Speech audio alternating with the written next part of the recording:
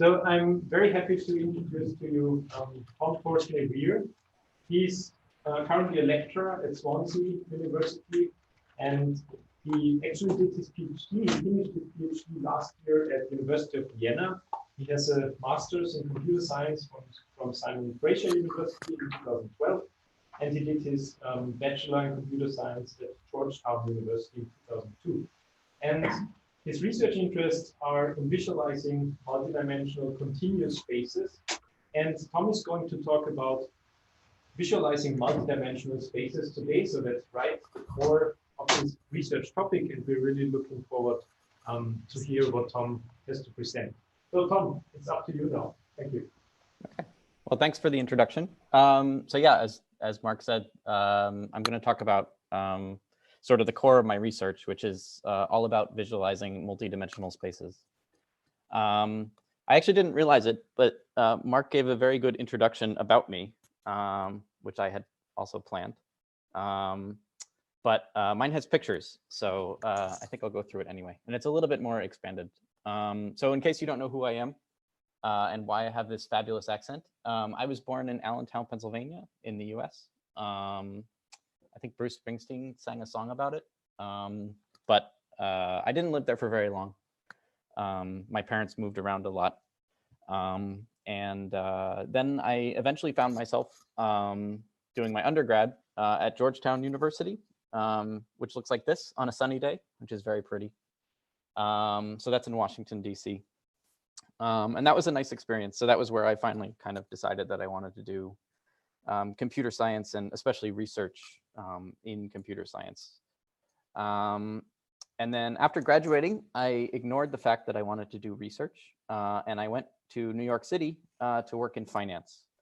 And then what was interesting actually during that time was I was interested in machine learning and all this stuff. And it was very difficult actually to apply machine learning algorithms to financial things because people had issues of trustworthiness. So this is back in the 2000s. So I mean, this whole idea of trusting models and trustworthy models and all and that has sort of been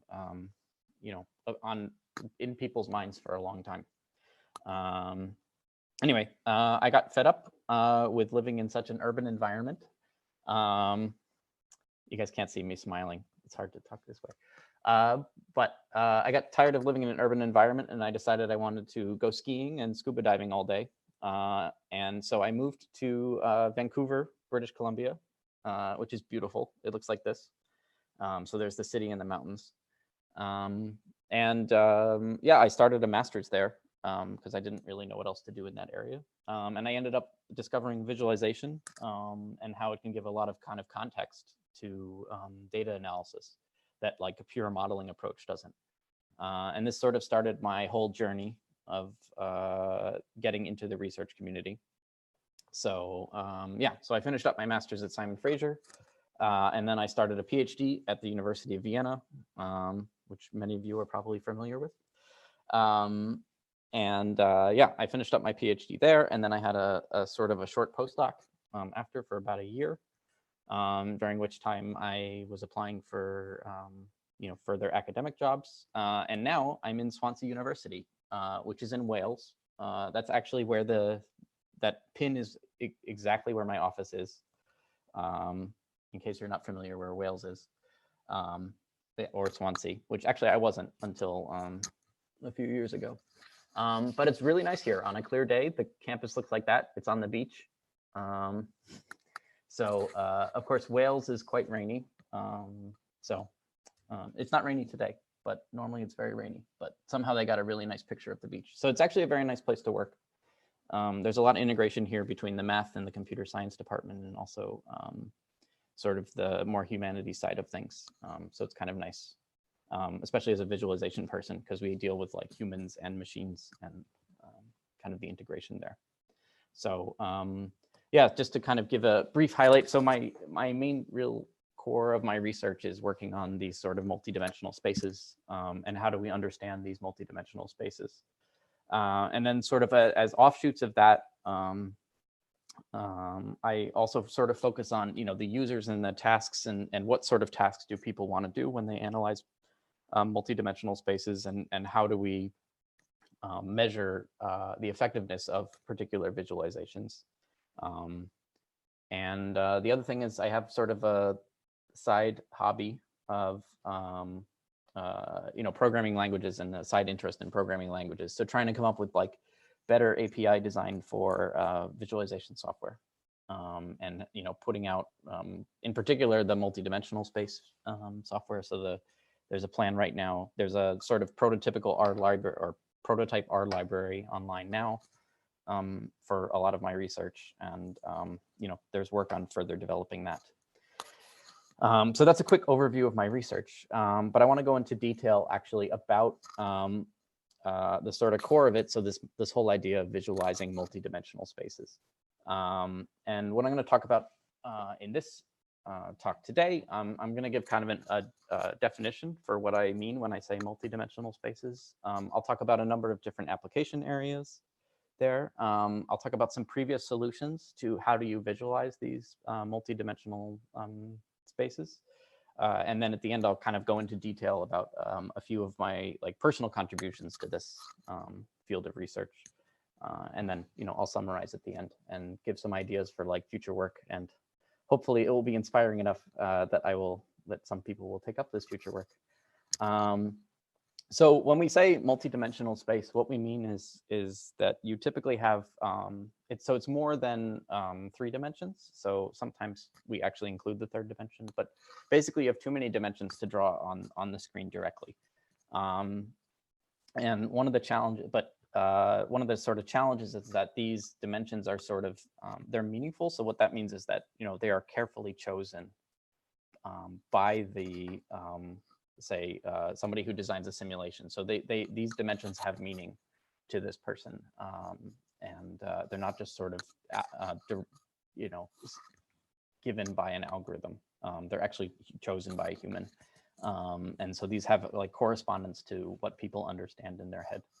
And typically this is considered like sort of continuous space. So the real thing here is that there's a notion of derivatives and continuity, and yeah, so there's essentially an infinite number. If you think about it in terms of sample points, there's an infinite number of them in this space.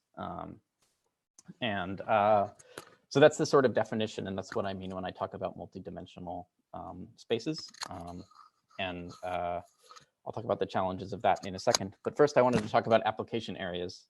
So it's not just a sort of conceptual thing. There are actually a number of different areas where you have multidimensional spaces.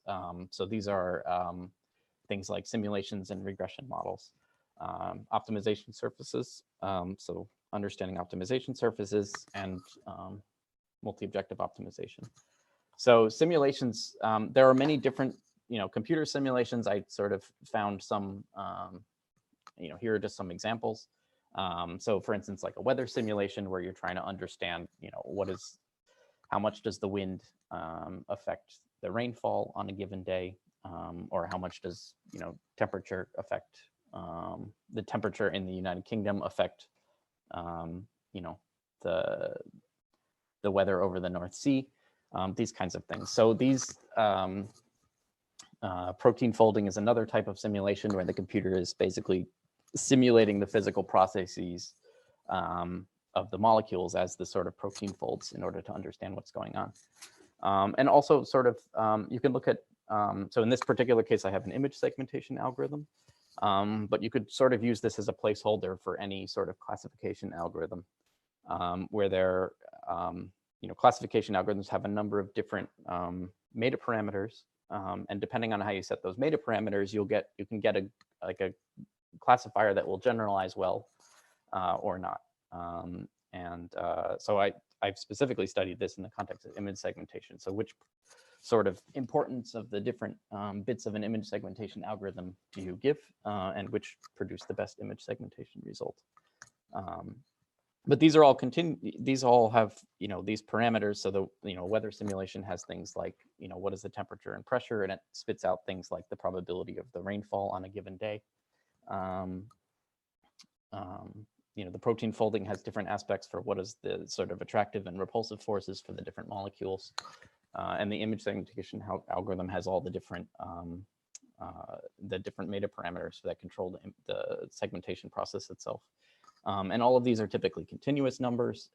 And yeah, you want to understand what is the effect of these particular parameters on the output. This also goes through to studying regression models directly. So here you have a whole bunch of data, and you want to predict some sort of continuous thing. So here I'm predicting the house price given a number of different factors, right? So one way you can, when you build this regression model, one way you can look at it is as a like a multi-dimensional function, right? So it takes as input, say that, for a particular area, like the crime rate, how many rooms are in the house, how good the schools are in the area, and a number of different factors, and then it predicts the house price, right?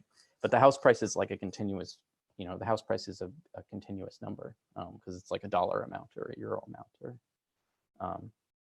or whatever. So so here you're building a regression model and you're trying to understand, what does this regression surface look like? And how does the crime rate and the rooms, how do they together help influence the house price? And can you understand that? In terms of optimization surfaces, so this is this function you're looking at that has all these waves is it's called the Ackley function. It's like a typical test function for optimization. It's designed to sort of trick optimization algorithms because it has all these small bumps in it. But the idea is that, sometime, like if you visually inspect these optimization surfaces, you can get a better understanding for how do you tune your optimization algorithm and, where is your optimization algorithm getting stuck?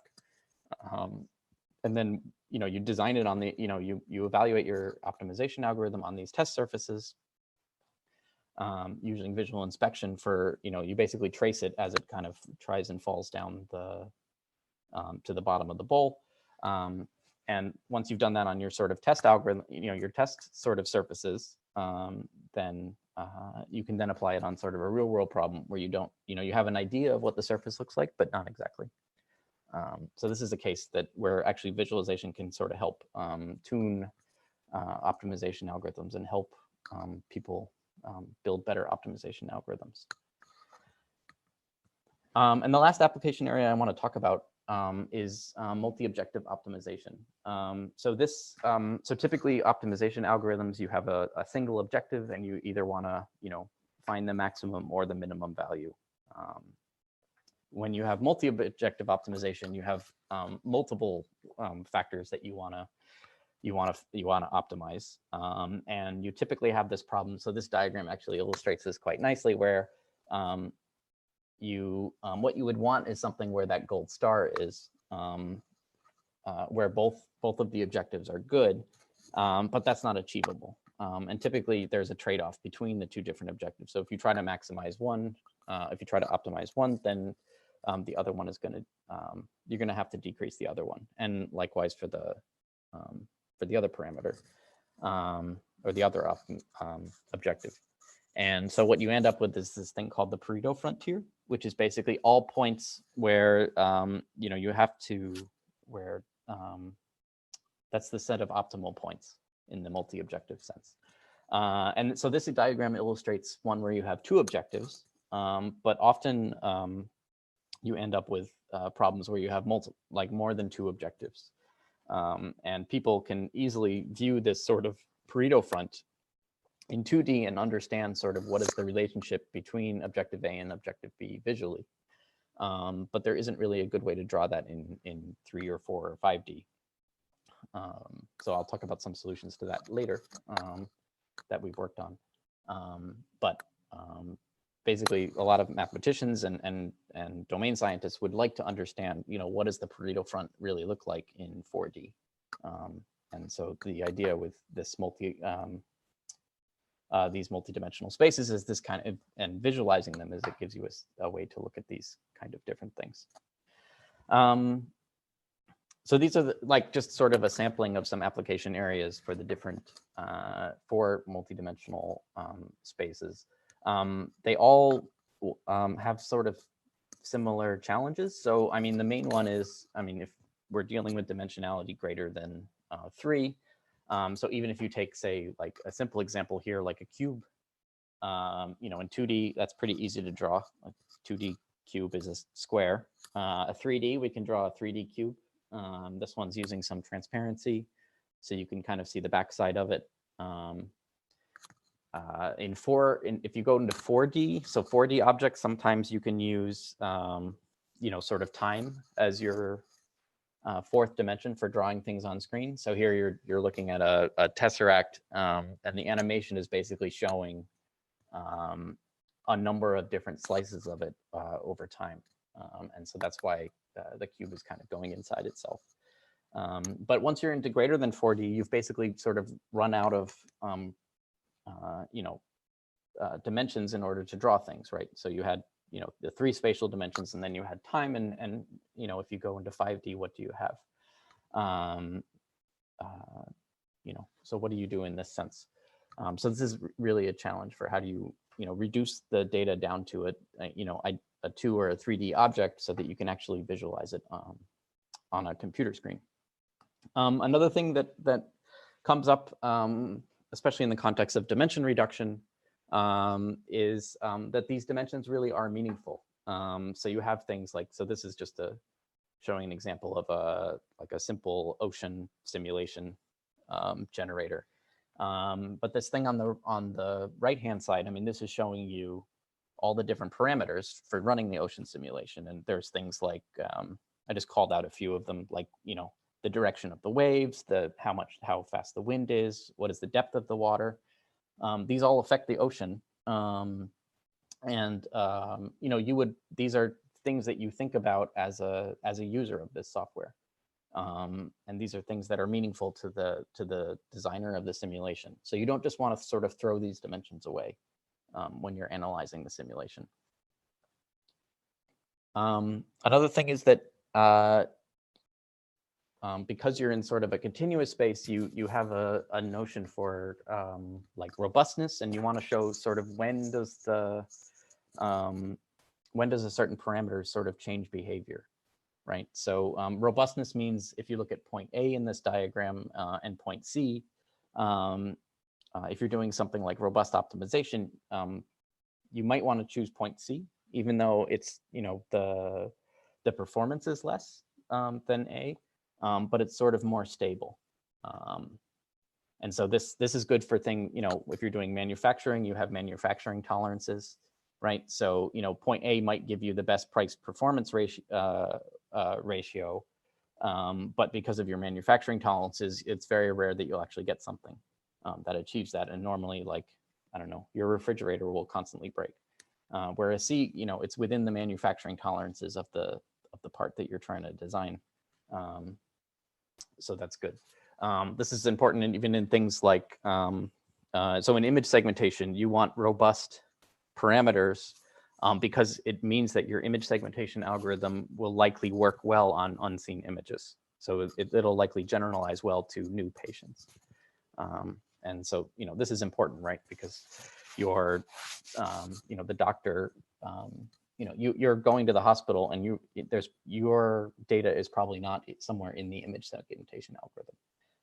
So it would be nice if it also generalized to you and showed you like a useful image of your brain. This is one of the other challenges of these multidimensional spaces. And finally, these are typically the visualization approaches you need interaction in order to sort of explore the data. And because you need interaction, and because you're sort of dealing with like a complex transformation, you need to make sure that your algorithms are fast, because that response times are important. And this is just one example where Lou and Hare, they did a study where they, you know, measured sort of how does delays in response time affect people's data exploration. And they found that, so if you look at the left column are basically the 500 millisecond times, and the right column is basically no delay. So the left column has a delay of about a half a second. And then the size of the circle is basically how much people did these tasks. And so the things that really were interactive in their sort of data exploration system that they had, which was brushing, range selection, panning and zooming, they dropped down significantly once you added a delay. And so, if you're designing an interactive visualization for these multidimensional spaces, and your algorithm is not able to respond in interactive time, people will not explore the data enough. So this can be a real issue. Okay, so that's sort of the definition and the applications that these systems can be applied to, and the sort of challenges that the whole multidimensional spaces brings. Next, I want to talk about sort of previous work in the sense of what sort of solutions are available, and some of these you might come up with on your own if you think about this. So, for instance, there's like discretization, which is a standard approach. So you take a continuous object, or you take a continuous function, and you just take a whole bunch of discrete points out of it. You could talk about, well, you just use a standard dimension reduction algorithm to reduce the dimensionality of the space. And then there are sort of more advanced techniques, like there's a lot based on topology, and then there are some based on slicing. So discretization, it has one main really nice thing is that generally people are sort of pre-trained on discretization and reading discrete visualizations, or visualizations based on discrete data. And there's a lot of visualization techniques for these. So you can show this, but the issue is you sort of destroyed the mental model of continuity when you show these, and you kind of lose the connect. When you see two data points next, near each other on a scatter plot, you don't know what sort of, how are those connected? Are they connected with a linear, in a linear sense, or are they connected, like logarithmically, or what? It's not really known. So another option is you use dimension reduction. This is nice. You can basically tell the dimension reduction algorithm to give me the two most important dimensions. Now you have a 2D visualization. A lot of dimension reduction algorithms are based around finding particular patterns and showing those to the user, and that's great.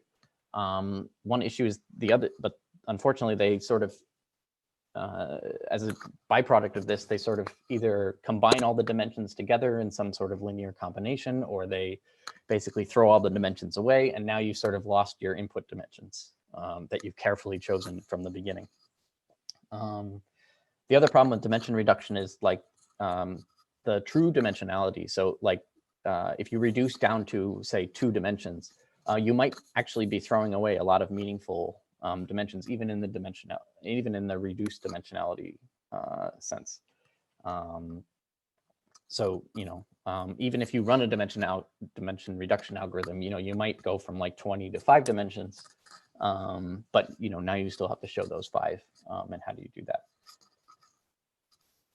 So the next solution is sort of looking at it more from looking at the data more from a geometric standpoint, and this is all kind of gets put under the topic of topology. So there's a bunch of different methods in topology, and here are these are just 3.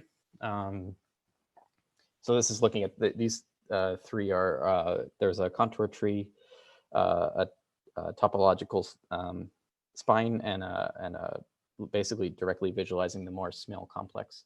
So these all give you basically a 2D representation of a multi-D field.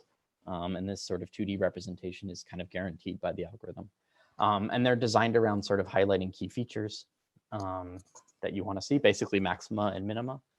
But reading the diagrams and understanding what they're telling you requires a lot of explanation. And in general, people don't come with sort of knowledge about how to read these and how to understand them. And again, like the dimensionality reduction algorithms, they sort of throw away the input space. So you kind of lose the connection between the input parameters and the outputs. So this is in some cases not ideal.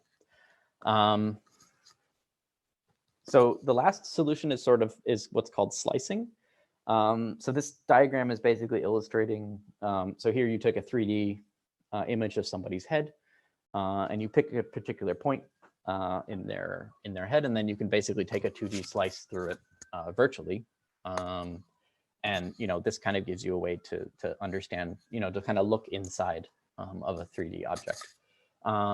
So the nice thing about slicing is that it reduces the dimensionality, so you can reduce.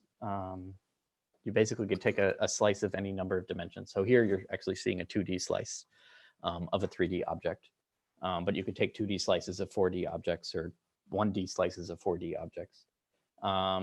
It has this nice, easy to understand metaphor. So, I mean, most people probably haven't cut somebody's head open, but they've probably cut, like fruit or an apple, or fruit is an apple, or, a vegetable, or, like a piece of steak or something.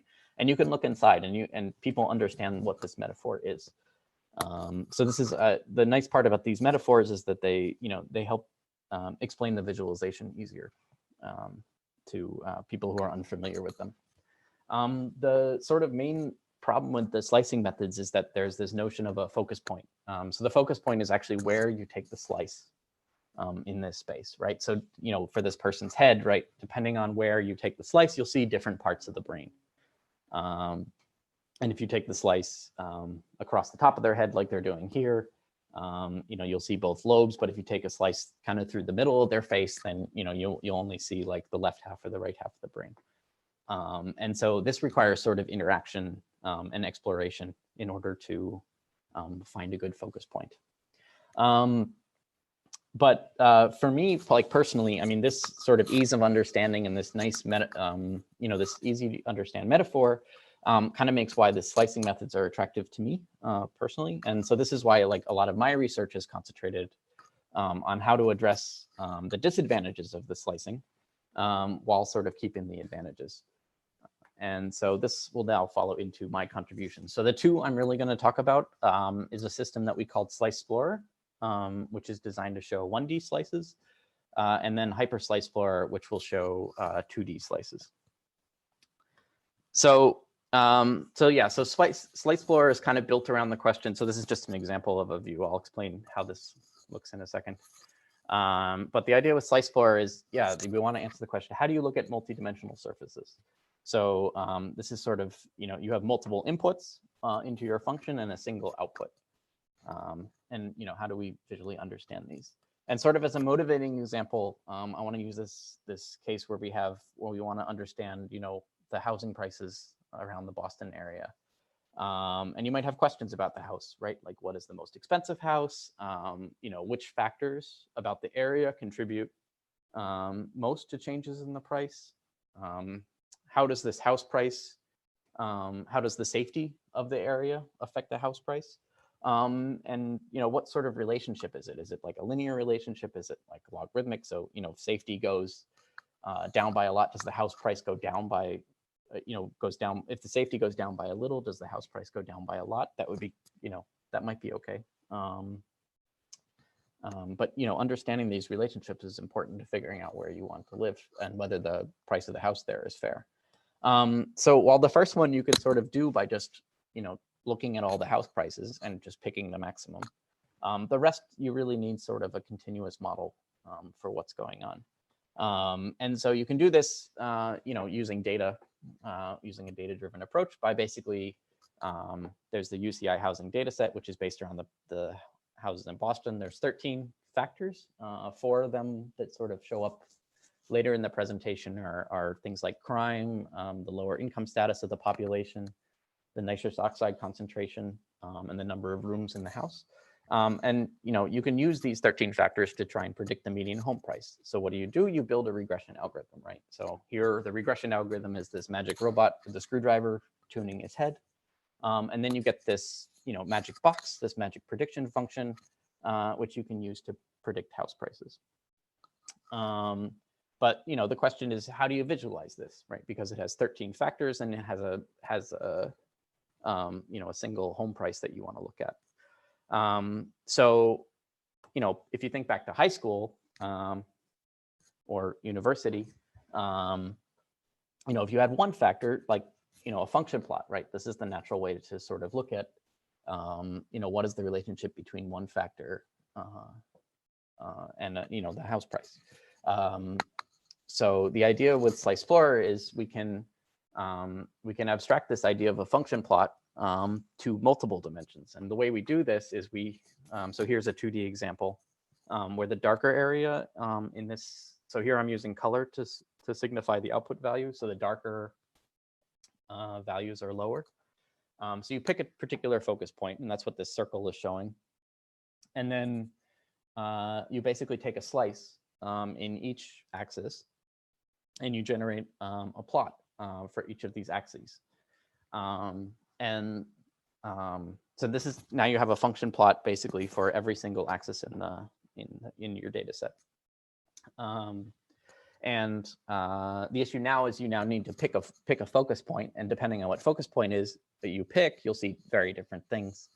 And so what we do with Sliceplorer is we sort of take a space filling design of the focus points, and we randomly sample using the space filling. Well, we use a space filling design to sample these focus points, and we generate a whole bunch of slices for the user automatically. And this way they can get sort of a general overview for what's going on, and they don't need to, you know, sort of interactively explore and understand if they've, you know, chosen a good number of focus points in order to see if they have a good overview of what the function is doing. And for the housing data set, you know, you basically have these sort of 13 factors. So what you'll have is you'll have 13 plots. Every single one of them, the x-axis is the value of the parameter. The y-axis is the home price, and the y-axis in all these plots is synchronized, so you can compare across them. You can see that each of these lines, this is, you know, this one particular focus point, how this factor affects the home price. And with these plots, now you can go and you can answer the sort of questions you had about the Boston housing data set. So, you know, you can do the most expensive house. So the most expensive house is pretty easy. You can just look up on the plot where, you know, which line has the maximum. And so that's pretty easy. So you could still answer the sort of discrete questions with these plots. But now you can look at things like, you know, which factors affect the house price the most. And so here you're looking for, you know, large changes in the sort of shape of the curves. So these are things like the crime rate has this sort of like pincing sort of behavior, or the number of rooms has this kind of logarithmic curve to it. Whereas if all the lines are generally flat, then, you know, this factor overall doesn't really affect the house price. So one of my favorite ones is this sort of look, if you look at how the house price is affected by safety type factors. So you could look at safety as sort of social safety, which would be like something like crime rate, or environmental safety, which is something like nitrous oxide concentration. You can see that the nitrous oxide concentration doesn't really affect the home price at all, whereas the crime rate does. And so, you know, like a sort of way to look at this is, you know, people don't care so much about environmental safety values when they're buying a house, but they do care about the social safety of the neighborhood, which is kind of interesting. And you can also see the type of relationship, right? So the nitrous oxide concentration plots they're generally flat, so you have sort of a linear effect. Whereas, you know, the number of rooms, you have this sort of more complex behavior where, you know, the home price decreases as the number of rooms starts increasing, and then, but then, you know, increases rapidly once you start having a home with, you know, 8 or 9 rooms. Because, yeah, that's a big home. One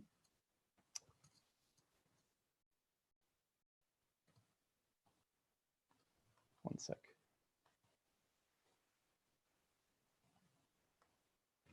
So yeah, so you know, this is sort of like a quick overview of Sliceplorer. We've also used it for other things like doing model selection and that kind of stuff. But overall, we found it to generally be, it's a good sort of first pass visualization. If you don't know what to use, you can use Sliceplorer. and you'll get a good understanding of what's going on underneath. It's really easy to implement. I've re-implemented it several times in Python, R, and Julia, and it doesn't take that long. And it's a relatively easy to understand sort of metaphor for what's going on in terms of the visualization, in terms of what the visualization is showing you. So it doesn't require a lot of sort of training to use. So that's kind of nice, I think. So Sliceplorer was designed around looking at these multidimensional surfaces, but there are a lot of cases where you want to look at things like polytopes or in multi-objective optimization, where rather than looking at the relationship between an input and output, what you want to see is what is the relationship between sort of parameters or between dimensions. So here what you want to, so rather than producing 1D slices, which is what Sliceplorer was doing, Hypersliceplorer lets you produce 2D slices. And Hypersliceplorer is designed to produce 2D slices of polytopes. So what a polytope is it's the multi-dimensional version of a polygon. So this, for instance, this is an octahedron. This is an 8-sided figure. It's in 3 dimensions. If you go into 4 dimensions, the standard way to look at this is what's called a Schlegel diagram, which looks like this. Basically, you take one of the faces of the octahedron and you project all the other faces inside it. And this is the sort of standard technique. So it's a projection technique for projecting from 4D down to 3D. And this is the sort of standard technique that a lot of geometers use to look at these polytopes. But our idea was, like, rather than looking at it as a sort of projection, maybe what we can do is you can look at a bunch of several cross sections of this figure, and maybe that'll give you the same sort of intuitive understanding for what's going on. So if you want to look at the sort of Hypersliceplorer view of this 8-sided figure, what you get is something like this. So this is a 4D version of it, and you can see that it sort of has this diamond shape. These diamond-shaped cross sections, which you can sort of infer from the 3D figure, and it repeats. What's nice about this technique is it also, it works on any number of dimensions. So here's a 3D, a 4D, and a 5D example. And you can see that the cross-section sort of pattern repeats across any number of dimensions. And this is expected. This is how, like, a lot of regular polytopes work. So they basically, the cross sections all look the same across the dimensions. So what we're actually doing to generate these diagrams, so we randomly sample over the focus points, just like we were doing in Sliceplorer. And then we take a 2D slice for every single one of these focus points. And then we project all these 2D slices down. So in Sliceplorer, we were projecting 1D slices onto a single plot. Now we're projecting 2D slices. And then we sort of combine these with an interactive viewer in terms of to help the user sort of browse through the object. So the way the algorithm works, so the real contribution here with Hypersliceplorer was that we had sort of a novel algorithm to create these 2D slices.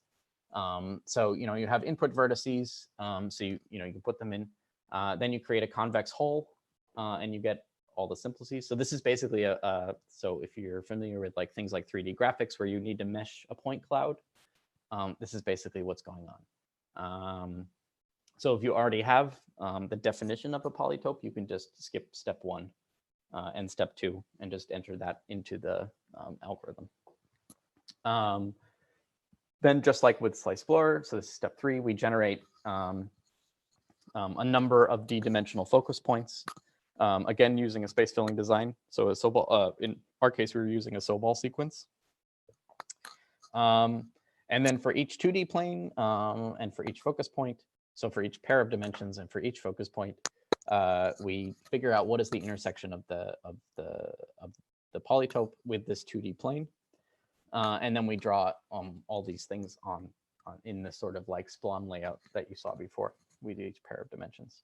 And the sort of hard part and the novelty was this part, which is how do you intersect a 2D plane with a multi-dimensional simplex. And the sort of challenge is that, so here we have a 3D polytope, and we want to create this thing on the right.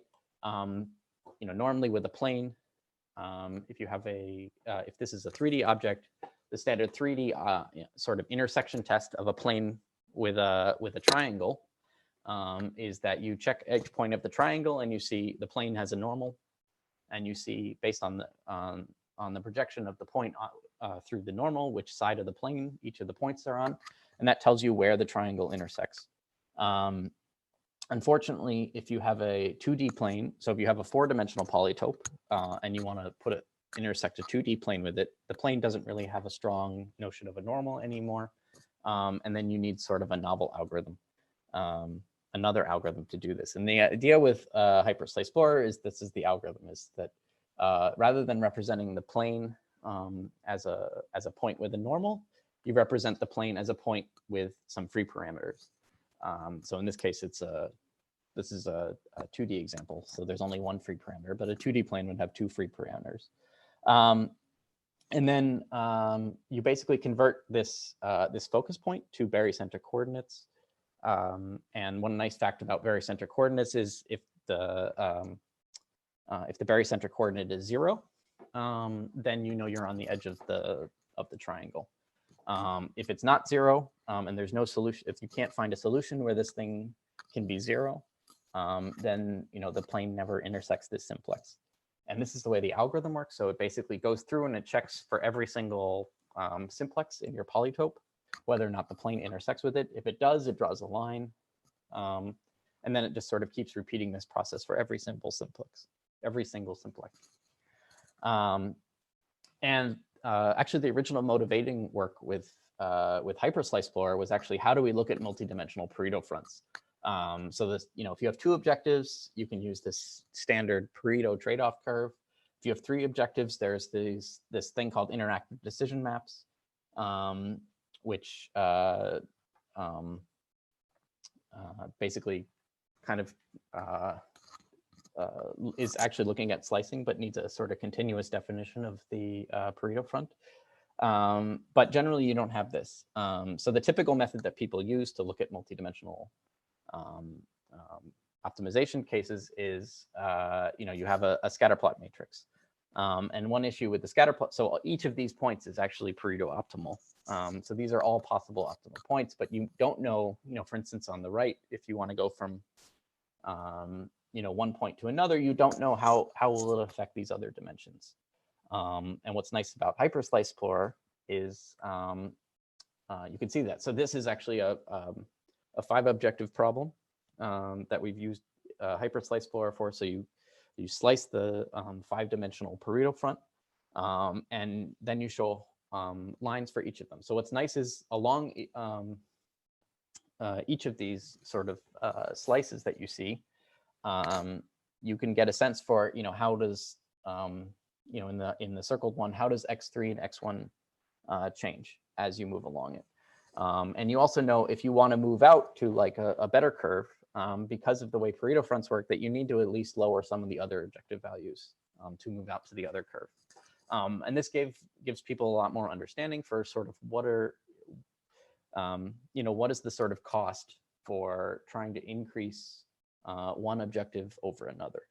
And this can help people figure out what are better, what is their preference for a particular point along the Pareto front.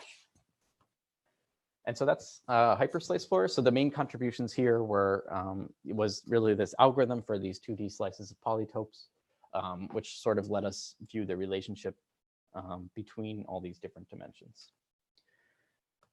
And in conclusion, I actually wanted to talk a little bit more about future work. So one of the things I really like about this area is it's like relatively unexplored. So most of the work in visual that I have seen, like looking at high dimensional data visualization, is all sort of focused on the discrete data. But I think if you kind of look at continuous data, there's a lot of space for coming up with new visual encodings and figuring out what sort of tasks people want to do. So one of the things we did in the Sliceplorer paper is we sort of came up with this initial sort of task taxonomy for what people would want to do when analyzing multidimensional continuous data. That table is here on the slide, but it's also in the Sliceplorer paper. There's also like improving the speed of the algorithms that are around. So the topology algorithms, they're quite slow. This Hypersliceplorer algorithm, it's taken a lot of work to make it run in interactive time. You want to explore, what sort of interactions do people want to do with these sort of multidimensional surfaces? So I think it's actually a quite exciting area to work in because there's a lot of interesting future work that can be done. So in conclusion, I talked about the Sliceplorer system that we've created, which is basically for generating 1D slices of multidimensional surfaces. We have Hypersliceplorer, which is for 2D slices. So this is for looking at things that are polytopes or Pareto fronts. And then I've also talked about the definition and the challenges of multidimensional visualization. So with that, thank you for listening, everyone on the internet. I'm happy to answer any questions. And this is my contact information if any of you are interested. So thank you.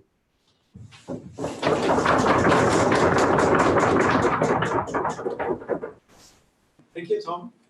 We have time for 2 or 3 questions. Anyone who wants to go first? Yeah. Yes, I have a question. In the beginning, you said you have some libraries for these visualizations kind of already online. Mm-hmm. I already saw that you have the Haskell logo right on the first slide, something like this. Yeah.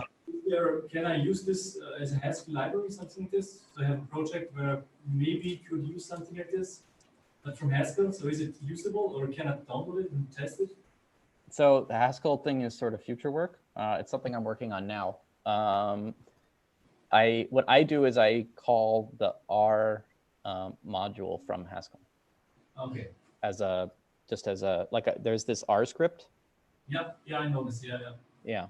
So that's what I'm doing now. Our library is online available, I guess. The R library, yeah, it's only on GitHub. It's not in like the R repository. Okay, yeah, that's fine. Yeah. Okay, thanks. Yep. Other questions? So Tom, I was wondering if you look at what industry is doing, right? So if you look at tools like SAS, Visual Analytics, or other off-the-shelf tools, what do they provide if you compare it to like with the state of the art in the scientific world? Do they mostly focus on the discrete sampling approaches? So, mostly, yeah. Things like, Tableau offers a line graph kind of thing. They're mostly designed around sort of, putting a line graph on top of previously sampled numbers. So rather than, look, basically like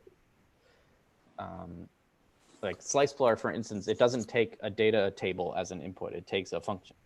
yeah. So you can give it any sort of function and it will draw the lines like at as high a resolution as you ask.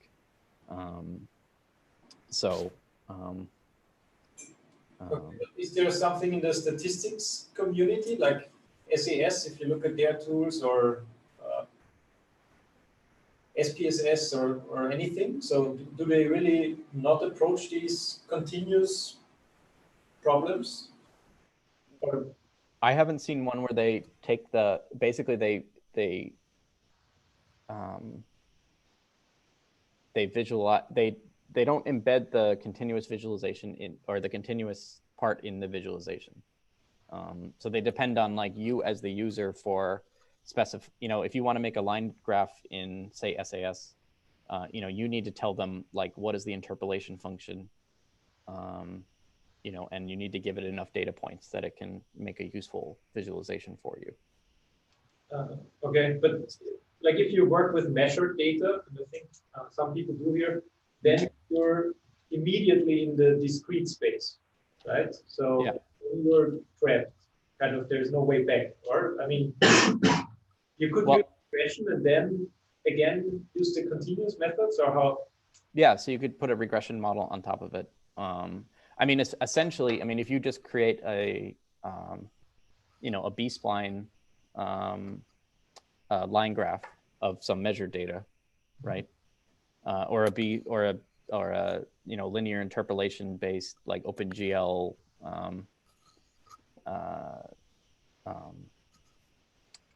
like model visualization, right?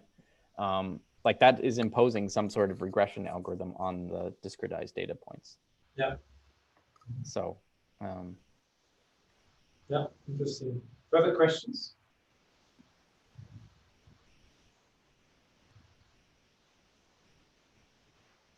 If not, then thanks, Tom, again. Before you leave, I want to mention that we have our next talk at the end of November. It's Johannes Gehr from Fraunhofer ICG, and he's going to talk about his work in the direction of visual computing, VR, and AR. And for those of you who do the seminar, please stay here and let me know that you're here. All right, Tom, thanks again. Have a great rest of the day and see you soon. Thank you. Thank you.